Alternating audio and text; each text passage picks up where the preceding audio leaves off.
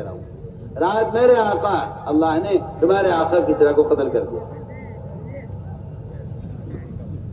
غور کیجیے آپ. عمر رضی اللہ تعالی عنہ، عمر وہ ہے صحابی جو بازاروں میں گشت کر کر کے ہاتھ پکڑ پکڑ کر مشین میں لاتے تھے اور کہتے تھے کہ آؤ اٹھو تھوڑی دیر کے ہمارے ساتھ ایمان لے آؤ، آؤ چلو اٹھو ہمارے ساتھ.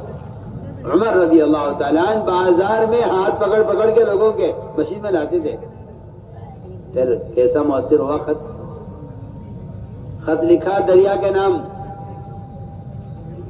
دریائے دریا کا نام خط لکھا کہ دریا نیل کو کہے گا تیرا بہن اپنی مرضی سے ایک قطرہ بہ کر دکھلا، تیرا بہن اللہ کے حکم سے ہے تو عمر تجھے حکم دیتا ہے کہ اپنی عادت ختم کر. دریا نے عمر کے حکم کی تابع داری کی اور اس کی سال ہر سال کی جو بری عادت تھی، ایک لڑکی کو اس میں ڈالا جاتا تھا اور اس سے پانی اوپر آتا تھا، وہ عادت ختم ہوئی اور وہاں کے نئے مسلمانوں کو راحت ہوئی. تو میں جو کہہ رہا ہوں کہ تحریک سے تحریر مؤثر ہوتی ہے. تو میرے دوستوں عزیزوں، بنیادی بات یہ ہے کہ نقل و حرکت یہ اللہ کا حکم ہے اور خود چل کر جانے لوگوں کے بعد دعوت دینے کے لیے. آپ صلی اللہ علیہ وسلم نے اپنے صحابہ کو ملکوں میں بھیجا، جاؤ دین کی دعوت لے کر ملکوں میں جاؤ، اور خروج کا حکم دیا ہے.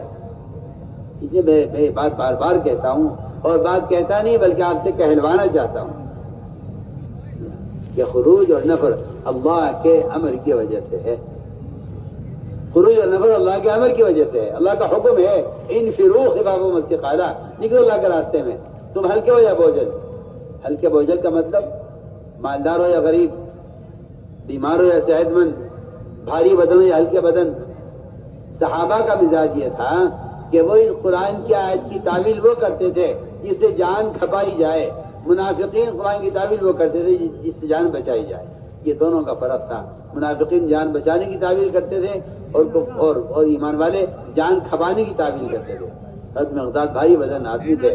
لوگوں نے کہا مقداد اللہ نے آپ کو معذور قرار دیا، معذور ہے، آپ بھاری بدن ہے، آپ مت دیکھ لیں. فرمایا اللہ نے مجھے معذور نہیں قرار دیا، اللہ نے قرآن میرے عذر کا انکار کیا. اللہ نے فرمایا نکل اللہ کے راستے میں، ہلکے بدن ہو یا بھاری بدن ہو. میں بھاری بدن ہوں، مجھے بھی نکلنا ہے کیونکہ اللہ کی طرف سے نکلنے کا حکم بھاری بدن والوں کے لیے بھی ہے.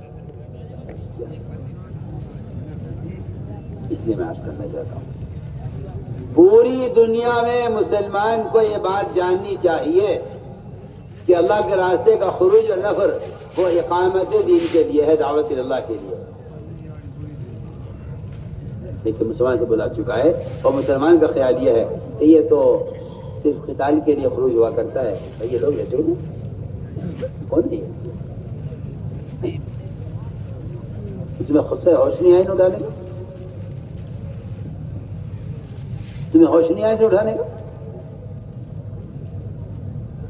ہے؟ اتنی غفلت مجمع کے اندر.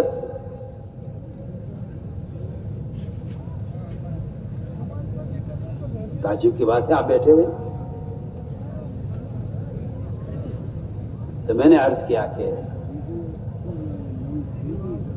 نفر کا جو اصل مقصد ہے وہ اقامت دین ہے.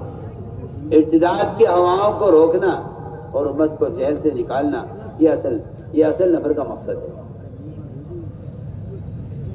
یہ اصل نفر کا مقصد ہے. ورنہ قرآن نے تو جگہ جگہ وعیدیں سنائی ہیں، وعیدیں الا تنفروا يعذبكم عذابا الیما.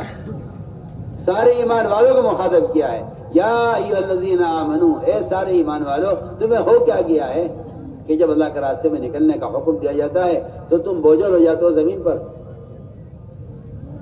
کیا تم دنیا کی کھیتی باڑی سے راضی ہو گئے ہو دین کی محنت کو چھوڑ کر؟ یہ قرآن کہہ رہا ہے.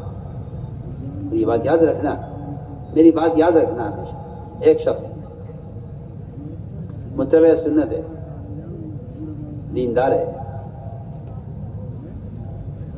اور مزید میں عرض کرتا ہوں کہ اس آدمی کو اللہ کے رسول سے محبت، اپنی ماں سے، اپنے باپ سے، اپنی اولاد سے، اپنی بیویوں سے، اپنے قبیلے سے، اپنے خاندان سے، اپنی تجارت سے، اپنے زمیندارے سے، سب کہیں سے زیادہ محبت اس کو اللہ کے رسول سے ہے. سننا میری بات توجہ سے. فرمایا کہ یہ عادی بھی مومن نہیں ہو سکتا. سنو دوسری میں کیا بول رہا ہوں، یہ بھی مومن نہیں ہو سکتا جب تک اس کو ان سارے رشتوں سے زیادہ محبت اللہ کے دین کی محنت سے نہ ہو جائے. صرف یہ نہیں کہا اللہ اللہ کے رسول سے محبت، صرف یہ نہیں کہا اللہ اللہ کے رسول سے محبت، اس کو محبت ہے اللہ اللہ کے رسول سے، یہ متبع سنت ہے، تہجد کا، تلاوت کا، ذکر کا، عبادت کا، زکوٰۃ کا، روزے کا، حج کا، نماز کا پابند ہے اور متبع سنت ہے، اس سے کوئی گناہ نہیں ہوتا. میں آپ سب خدا کی قسم اگر کہتا ہوں کہ اگر یہ اللہ کے دین کی محنت نہیں کرتا تو قرآن صاف کہتا ہے تو پھر انتظار کرو اللہ کے عذاب کے آنے کا، کیونکہ اللہ تعالیٰ فاسقوں کو راہ نہیں دکھلاتے. یہ آپ پڑھیے پوری قرآن کی آیت تو آپ کو پتہ چلے گا کہ اللہ کے رسول سے محبت اس وقت تک کامل نہیں ہوگی جب تک اس کے دین کی محنت مسلمان نہ کرے. یہ بالکل صاف آیت ہے، میں قرآن کی آیت کا ترجمہ کر رہا ہوں. آپ یہ مت سمجھیے کہ ایک آدمی کا دیندار ہونا کافی ہے، نہیں، ہر کسی نہیں. آپ سوچیے، پڑھیے قرآن، پڑھیے، آپ غور کیجیے قرآن پر.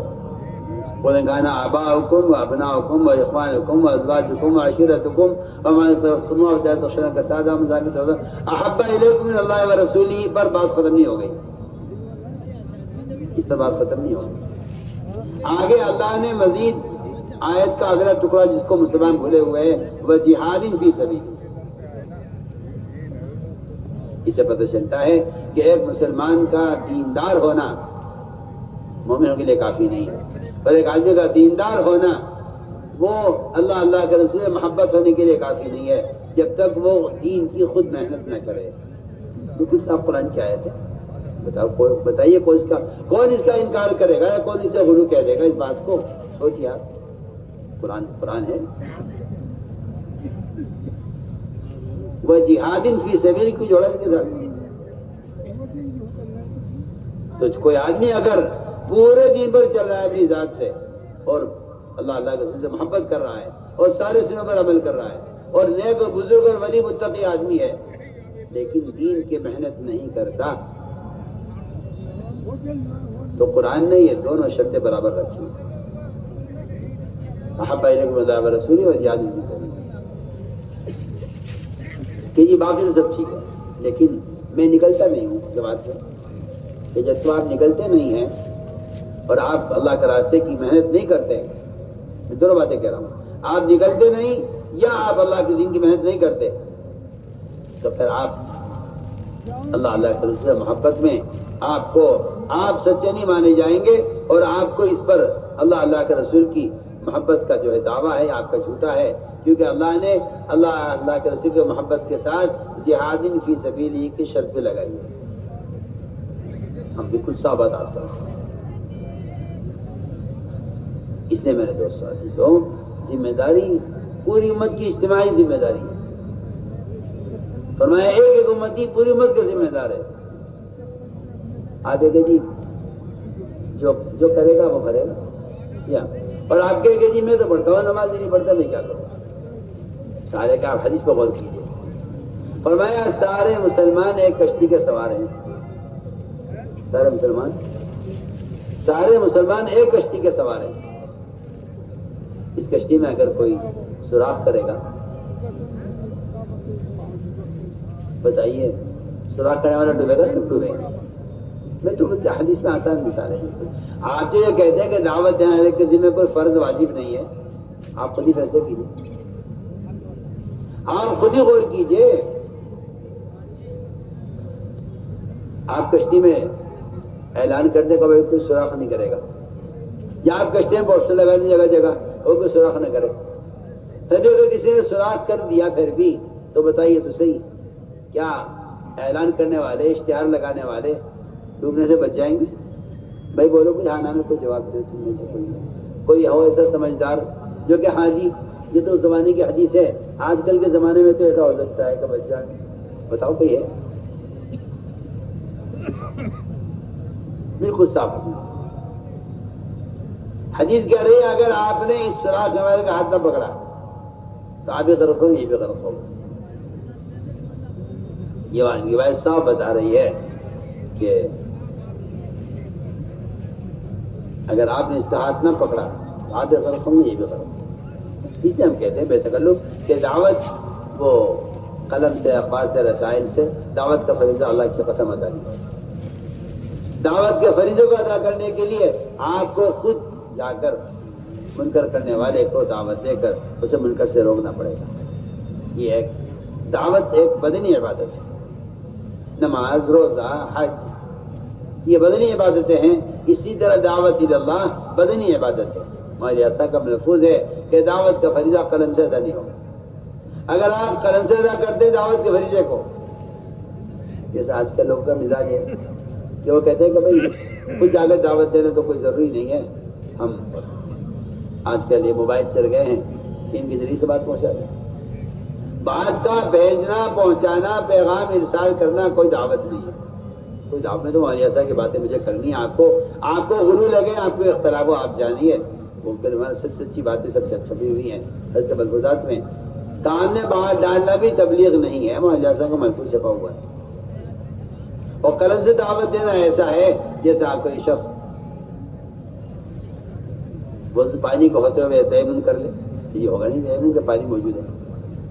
یہ ملفوظ چھپا ہوا ہے کہ دعوت ایک بدنی فریضہ ہے. دعوت ایک بدنی فریضہ ہے. اسی لیے آپ دیکھیں گے کہ کبار صحابہ وہ اپنے ایمان کی تکمیل کے لیے دوسروں کو نیکی پر آمادہ کرتے تھے. اور یہی قرآن نے بھی کہا ہے کہ ایمان باللہ چاہتے ہو تو اس فریضے کو ادا کرو، لوگوں کو نیکی پر آمادہ کرو اور لوگوں کو بھوکے سے بچانے کی کوشش کرو. اس عملی محنت کو دعوت کہا گیا. اس لیے میرا عزیز دوستو، پورا دین زندگی میں لانا ہے. پورا دین زندگی میں لانا ہے.